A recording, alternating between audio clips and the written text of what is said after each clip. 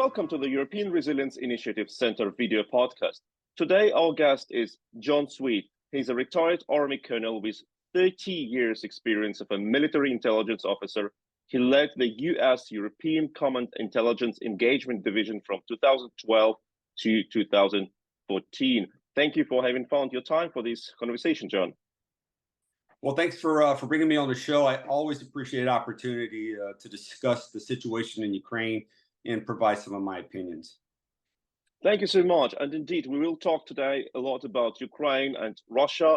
But my first question to you is, you have recently published a story with Mark Toth, an economist, in The Hill, and you were writing about the allegations that, or accusations that Russia could stay behind the Hamas attack on Israel. And you have brought like several links between Hamas and Russia. Could you elaborate on that? That this accusation sounds really scary and terrible. Well, we certainly think that Russia had a role in what occurred. So in accounting terms, for instance, accountants will tell you to follow the money. In intelligence terms, what we would say is who does it benefit the most? So when you put those two together and you look what the outcome was in Gaza, it certainly benefited Russia the most. And then when we went back and started to connect the dots on where the commonalities were, it became a little clearer. Again, the evidence, as Mark and I say in our article, is circumstantial, but circumstantial to a point where it's almost overwhelming, at least from my perspective. And there are some additional articles that I saw today about currency that was made available, satellite platforms that were made available. But in the article, we talked about the relationship that Hamas and Russia have had and the meetings that occurred. Actually, a meeting that occurred 2 weeks before the attack in Russia with a senior Hamas official. We talk about reports from Ukraine intelligence that Wagner PMC mercenaries had actually trained some of the Hamas militants on certain techniques, particularly attacking tanks with drones, and then also some small unit tactics. And there have been at least one video that I've seen that alleges Russian involvement with the small unit as they were maneuvering through some of the barriers to get into Israel. And we've seen others. Obviously, there was other discussion points that we had in the article, but when you step back and you look at it, it certainly looks as though Russia had a role. It may have been. I think we've heard, Hamas say, "Well, we've been planning this for a year. We've been planning this for 2 years," but the execution occurred at a time in which Russia needed it the most. Russia needed a distraction. They're being defeated in the Donbass. They're losing hold in Crimea. And U.S. assistance and NATO assistance to Ukraine is the reason. And they are able to put a divider between Ukraine and Israel. U.S. has bilateral relationships with Israel, so they're forced to turn to Israel to support Israel. And that is the right thing to do. But at the same time, we have an obligation to Ukraine, as the president has told Ukraine, we'll be there with you every step of the way. So their attempt is to divide that support, but also to divide support, public support back in the United States. And you're seeing the second, third order effects of this within Congress not being able to pass a continuing resolution. Actually, they did pass a continuing resolution, but it left out funding for Ukraine for the next 45 days. And you see this as a political hotball in the States as far as supporting Ukraine or supporting Israel. So again, it comes back down to who does this benefit? It benefits Russia. So when you put all the other indicators together, it certainly looks as though they had a role. They may not have devised it, but they certainly funded it and had a role in the training and the planning. The other thing is denial of services, and that was a big thing on the cyber side.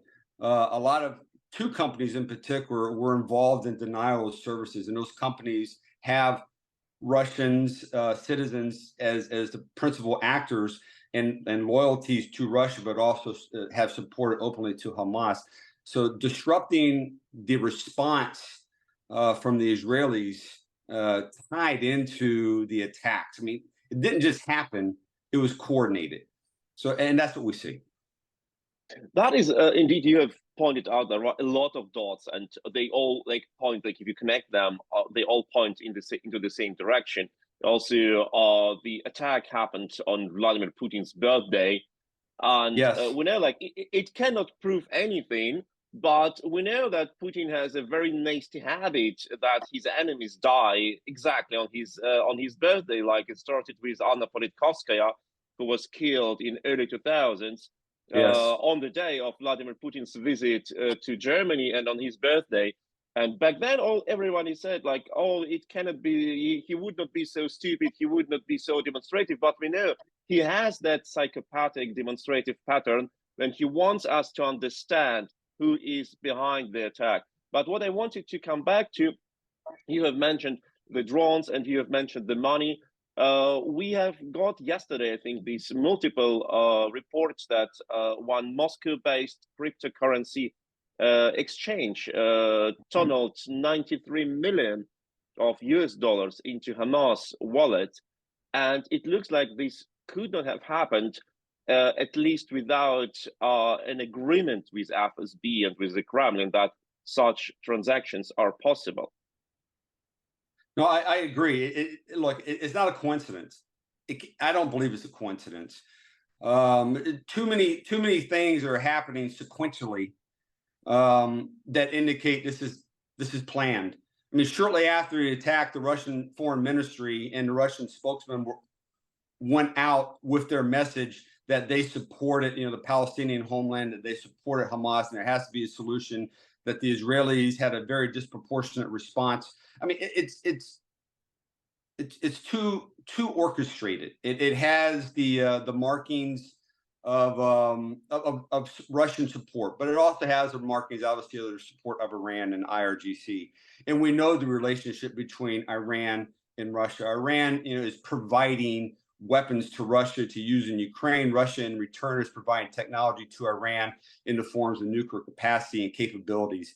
We're also seeing Iranian drones that are being used, in addition to the missiles that are being used in Gaza. And we'll likely see these same systems used possibly in if the Lebanese Hezbollah gets involved, we'll likely see that in the north too. So no, it's too orchestrated. It's too planned. It can't be circumstantial. I mean, the evidence is, because you're not going to find a direct link. They're too good for that. But there's enough circumstantial evidence that I believe you have to look at this and say, who benefited the most from this? Russia did.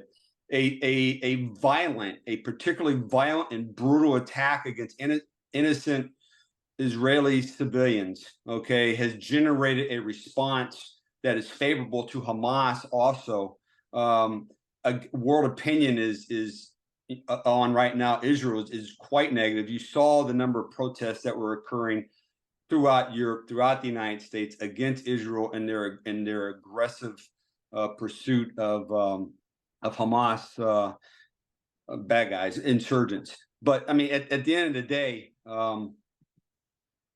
the fingerprints are there, and I think we did a pretty decent job of documenting it in our article. That is indeed a very scary picture of planning. Also, what is being called reactive control. And that is exactly what is happening. We see the wave of anti-Semitic attacks in Berlin. We see that houses of people with Israeli heritage or with Jewish heritage have been attacked in Berlin recently. We have seen an attack in France, where one teacher has been killed in an attack.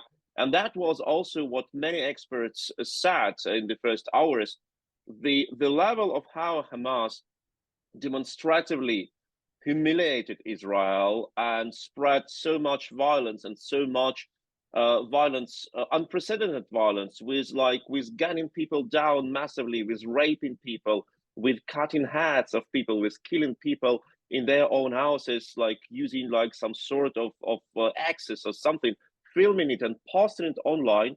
It could have been done with an aim to provoke a massive reaction of Israel and as a reaction provoke like some sort of mass reaction worldwide. That is exactly what you are talking about. So can it be that actually Hamas was also played to a certain extent? Of course, they wanted to have this attack, but the scale of the attack and the informational campaign could have been planned by those who don't care what happens with Hamas after that. And of course, who don't care about Palestinians. They want to start some new war. Absolutely. Look, Hamas was played. They very much, and you know that the charter for Hamas is that there cannot be an Israel state. All Jews must be killed. But they were played, and I can't believe, I honestly can't believe that Russia didn't play them. Russia used Hamas as a mercenary group in the same fashion that they used PMC Wagner as a terrorist tool, as a tool intent to terrorize civilians, to generate responses that are considered by many to be disproportionate to the actual events that occurred, to incite anger, to incite hatred. That's part of the game plan. But yeah, Russia used them as a tool to get that position, to get that outcome. And they were able to leverage them, obviously, through Iran and the IRGC to do that. So there are cutaways everywhere, but the linkages are clear. And I'm not sure, again, you're not going to see a smoking gun. It is circumstantial. I got it. But people get convicted on circumstantial evidence all the time in the face of overwhelming evidence.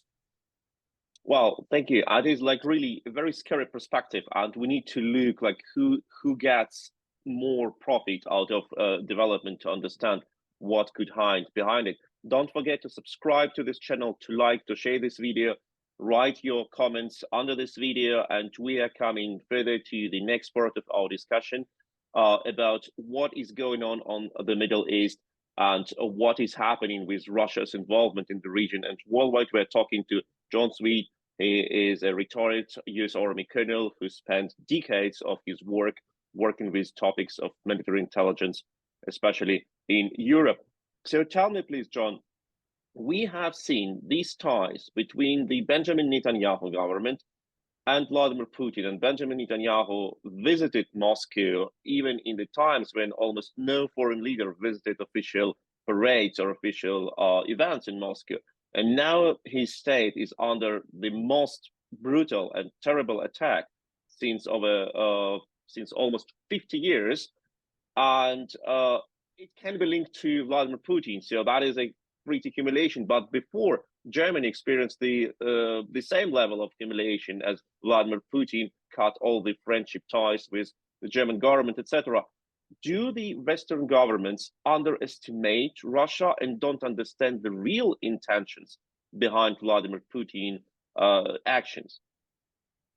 Oh, obviously, and I think from the Western perspective, particularly with the fall of the wall in 1991, with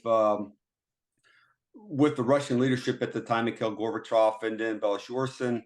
The thought was at that time that Russia's changing. And then you have a young Putin that comes in and presents that look that Russia's changing. Russia wants to be more integrated into the capitalistic society of trade, of values. That was all out there, and that was all out there for the consumption of the West, and the West ate it up. He built a dependency for Western Europe on oil and liquid natural gas from Russia. They built pipelines, and they had the ability to control that gas. So supply and demand, he could affect the prices, and eventually he did do those things. It was clear a few years ago in the manifesto that he wrote what his ultimate intent was, what his goal is the reestablishment of the Soviet Empire. And I think many now today have seen and understand that those weren't just words; those were actions that he followed up upon. And those actions, began many places, but in Chechnya, in Georgia, in Moldova, and then in 2014 in Crimea, and then also within the Donbass region. he's brutally suppressed regimes in when I say regimes, but rebellions for his allies in Syria, attacking the insurgents, suppressing and attacking the insurgents in Chechnya, involved in Wagner PMC, involved in insurrection in Sudan, in Niger and West Africa, the disinformation campaigns they have there to delegitimize African governments in the Sahel region. Very active throughout the world. We see activities, obviously, in 2000, I believe it's 2007 through 9, the hybrid wars we saw in the Baltic states, trying to affect the opinions of Russian speakers who resided in the Baltic states and also Poland. It's what was then considered as not likely. Today, when people step back and look, I think everyone realizes that in some form or another, they've been manipulated. And Russia had a cause. Russia had a plan. Russia had a deep plan, a 20 to 30-year plan, a very strategic plan that we just simply missed or chose to believe that because we wanted to believe that Russia had changed. And they haven't. And clearly from what we're seeing today, they haven't. Netanyahu was played. Israel was played a bit. Israel's even reached out to China. They've reached out to Russia. Israel's a country that's surrounded by enemies, so they have to make friends sometimes with those nefarious characters in order to, in some ways, leverage some type of ability to react or not to react. So it's complicated. The Middle East, as you know, is very complicated. It's even more complicated when you get a Russian actor that comes in with the capabilities they have within the intelligence arena. But that is what you're talking about, like misunderstanding Russia, or better to say, creating the illusion of Russia and talking to illusion, not to real Russia, is actually what happened exactly during the last at least a decade, maybe 2 decades, maybe starting from Chechnya even. But we have seen in the Middle East, we have seen that Russia supported Bashar al-Assad regime in using chemical weapons. Russia indiscriminately bombed, carpet bombed civilian areas in Aleppo, in other cities.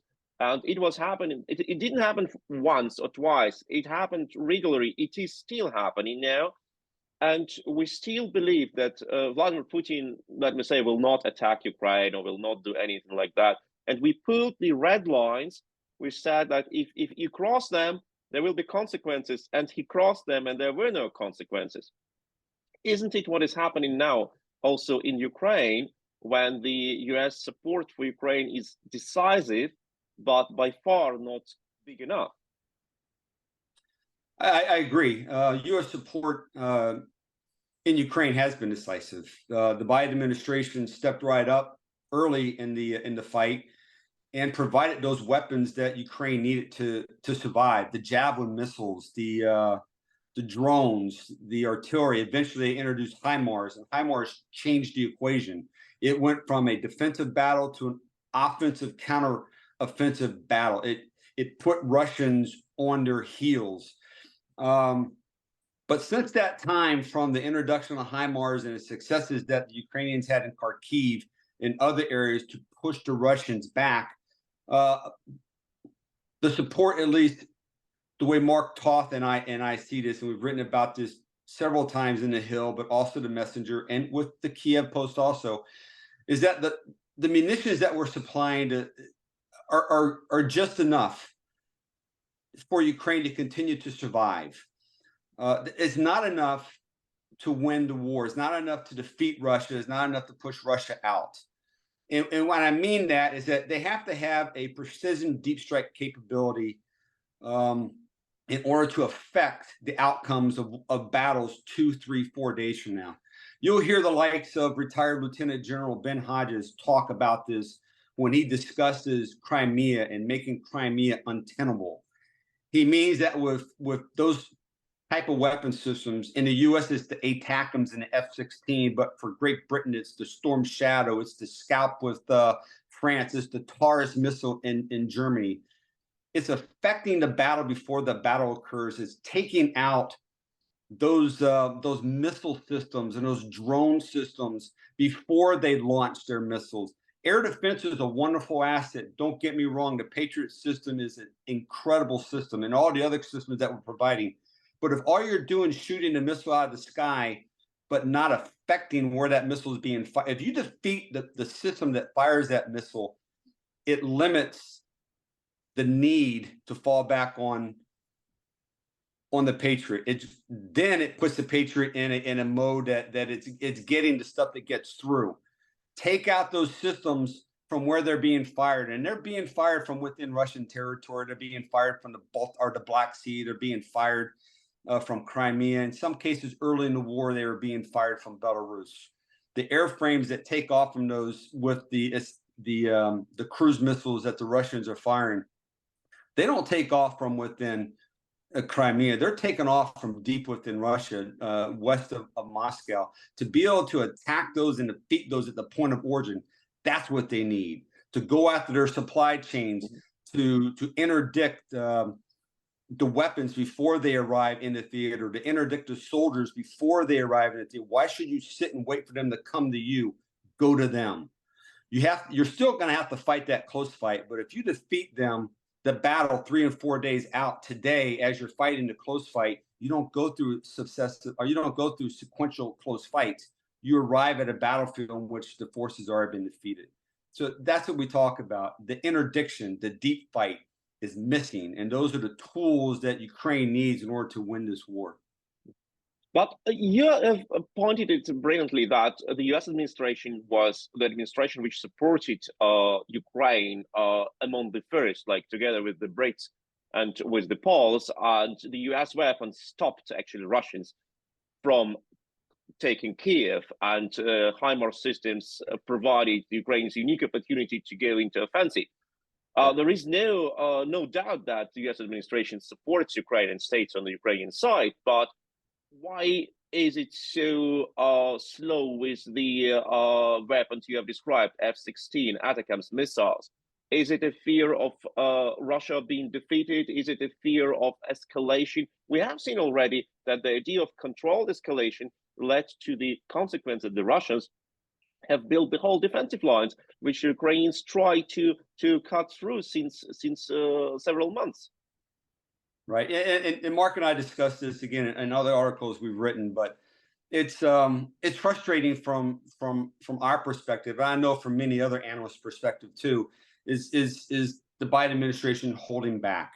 We call it escalation paralysis, fear of escalating Russia to the next level of evil that they subscribe to. We see the escalation for success on the battlefield is Russians targeting civilian targets, going after hospitals and schools, going after infrastructure. We see that level of terror. Then we also see the environmental damage that they do by blowing up dams, and then the threat that the Zaporizhzhia nuclear power plant still holds as a nuclear contaminant for a particular region. So there is cause for concern about escalation, but it has to be a measured cause. You have to put mitigation factors in there to prevent it. And I do believe that they're concerned that if Putin were to fall, what would become of Russia? Because there are multiple groups within Russia that could seize power. I think there's some concern of a broader civil war, a fight for power within military groups, within the mercenaries, and not necessarily that as a whole, but they have to look at, I believe they're looking at the disposition of what would come of the nuclear weapons that are there if they fall into the wrong hands. One, what will become of the global economy? Because right now, still countries are dependent upon liquid natural gas and oil. What would become of that? Would that create a supply shortage that would be devastating for the remainder of the world if it were to cut off? So there are those concerns, but they have to build in, I believe, some type of mitigating factors. And you're right. In a time in which they failed to enable Ukraine to close the deal, Russia was able to, during the winter, build those defensive fortifications, and not just 1 or 2 lines, but throughout a 600-mile front, multiple layers of defensive positions. We call it the forward edge of the battle area, the FEBA, but security zones, first defensive belts, second defensive belts, third defensive belts. And as those battles are occurring in the security zones and the first defensive belts, they're continuing to build upon their second and third defensive belts. They're continuing to bring soldiers forward. They're continuing to bring munitions forward. We just saw, particularly in the Donetsk region, the introduction of another army. I believe it's the 25th Combined Arms Army that's been fighting most recently. And the casualties that are being reported, if you believe the numbers that are being presented, are easily in the numbers of 1 to 2 brigades of Russian forces. We're talking the number of tanks that have been reported as destroyed are as high as 30. The BMPs, the infantry fighting vehicles, I've seen some reports as high as 90. Artillery systems. That's an incredible amount of weaponry. That's the mass. And General Hodges will talk about this too. Mass. Russian doctrine is based upon mass of artillery, mass in personnel, and moving forward. They like to fight static fights. They like to fight in the defense. They like to fight a target that's a static target. They're not good in maneuver warfare. Ukraine is. They don't want to get caught in maneuver warfare. So those defensive belts are restricting Ukraine's ability to maneuver, and it's forcing them to fight a frontal attack, which, as you see, causes tremendous casualties on both sides of the equation. Oh, that is a very holistic perspective of what we're observing now in Ukraine. We've seen like the battle of Avdiivka is unfolding since several days. Russian casualties, as you already mentioned, are extraordinary, but they obviously have no problem in sacrificing their own men as long as they have enough of them. Don't forget to like, to share, to subscribe to this channel. If you have your comments, write them under this video. And now we come to the last part of our conversation with Jon Sweet, who is a retired colonel of the US Army with 30 years experience in military intelligence, posted in Europe. And I know you have been also posted to the Balkans, to Sarajevo in particular. And we know that Russia is trying to ignite some sort of tensions, at least, maybe even a war. Here in the region, we have seen the movements of the Serbian government towards Kosovo. We know that with enough of criminal energy, you can start some tensions, even fighting here in the region. Can we or should we be prepared for Russia triggering another conflict here on the Balkans or in another region, just to distort our actions and to create problems for the West? Oh, absolutely. And again, we're seeing this in the Middle East, particularly with the United States, but within the Balkans, within Serbia, that affects NATO. And the Kosovo forces, the NATO forces there, obviously called KFOR. The KFOR forces have been there for years. And the Russians understand through a Serbian ally, they understand the tensions that are there, and they know what they can do to stoke those tensions, to get a response from Kosovo to cause those flare-ups. Most recently, I believe it was about 4 days ago, Great Britain introduced another 200 soldiers to the Kosovo forces. So we're already seeing NATO responding to this. NATO's also provided some additional equipment to the forces that reside in Kosovo today. So we're seeing that. We're seeing it as a flashpoint there. Look, the other flashpoint, and Mark and I have written an article. We're just waiting for it to be published. It talks about this strategic diversion strategy that Russia is using. But we're seeing it in the Gulf of Finland right now, with a Russian vessel in Finland disrupting pipelines, particularly the Baltic connecting pipeline. We saw it several months ago with the destruction of the Nord Stream pipeline. So we're seeing those type of activities that are causing NATO to address flare-ups. You see Belarus threatening Poland. So we've seen the addition of another NATO response force in the area of northern Poland in the Suwałki Gap area, which is obviously a critical land bridge between the NATO countries in the Baltics and in Europe. We're also seeing other flare-ups that Russia is either chosen to ignore in Azerbaijan and Armenia. and that's flaring up again. Why is that significant? Well, Armenia, interesting enough, is a member of the Collective Security Treaty Organization. Yet Turkey is an adversary also. So you have a NATO country, Turkey, that could become involved. The United States just completed joint training in Armenia with some Armenian forces. So it's complicated there also. Flare-ups in that region, flare-ups in the Middle East, flare-ups in the Baltics, flare-ups in the Balkans. And you can see how all these flare-ups are causing diversion, people having to look in other places and take their eye off the ball in Ukraine and forcing Ukraine to go at it alone.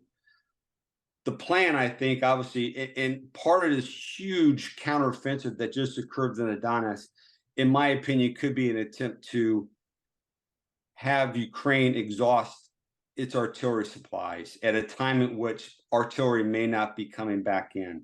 It's a time in which to exhaust them as we go into the winter months. So it does have an impact, and it is having an effect.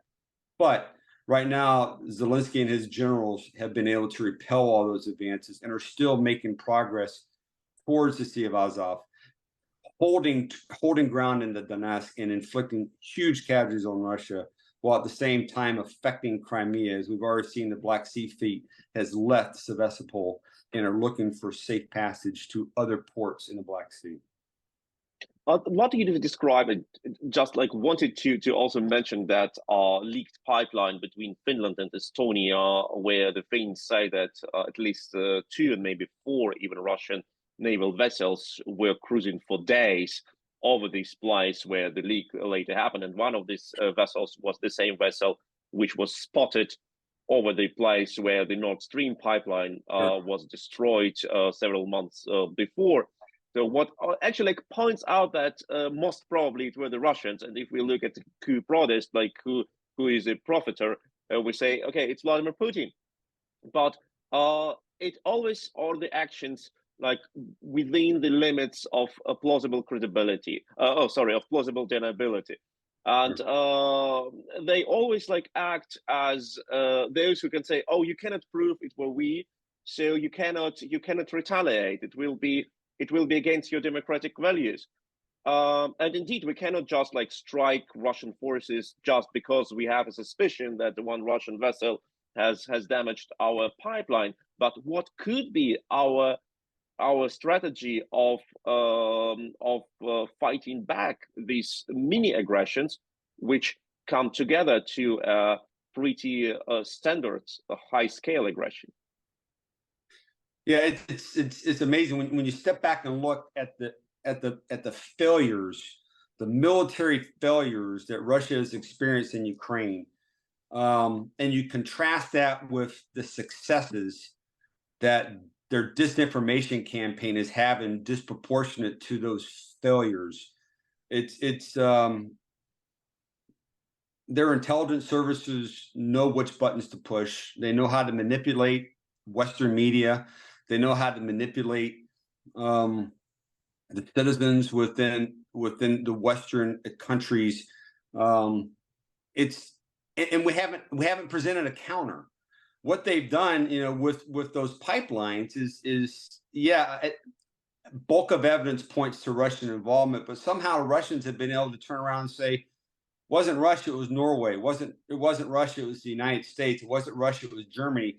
And now internally within NATO, these countries are bickering amongst themselves and pointing fingers at themselves, and they've taken their eye off the target, and the target's Russia. And we spend all this time focusing inward when we should be focusing outward and looking at the real threat.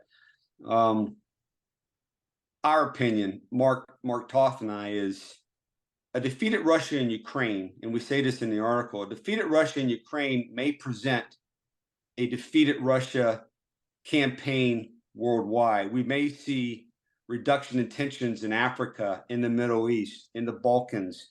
We may see a reduction in tension in other hotspots where Russian presence is if you remove the cancer that is in the Kremlin today. We'll likely see, now look, someone will fill that void, don't get me wrong, but we will likely see a reduction in all the hostilities that we've seen in these areas within the past 24 months.